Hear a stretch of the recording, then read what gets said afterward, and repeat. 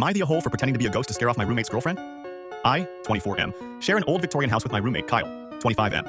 It's got creaky floors, flickering lights, and an eerie vibe. We've lived together for 2 years with no issues, until Kyle started dating Sarah 6 months ago.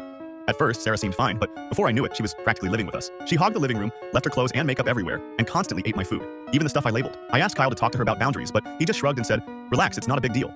The breaking point came when I came home one night to find Sarah hosting a girls' night in the living room without asking. I was stuck in my room while strangers drank wine and laughed about how haunted the house felt. When I confronted Sarah later, she brushed me off, saying, "It's Kyle's house too." That night, I decided I'd had enough. Since Sarah thought the house was haunted, I decided to lean into it. Over the next week, I staged subtle, ghostly events. I moved objects when she wasn't looking, cracked open doors she'd closed, and fiddled with the lights to make them flicker. She started getting spooked and told Kyle she thought something was wrong, but he didn't take her seriously. Then I upped the ante. One night, I set up a Bluetooth speaker in the attic to play faint whispers and thuds. Dressed in a white sheet, I shuffled past their cracked bedroom door and let out a low groan. Sarah screamed, and the next morning she announced she couldn't stay in the house anymore. She packed a bag and went to her parents' place. I thought I'd finally reclaim my space, but Kyle wasn't laughing. He found my speaker setup, confronted me, and called me immature. Sarah found out too and called me a psycho. Kyle's demanding I apologize and pay for a cleansing ceremony, but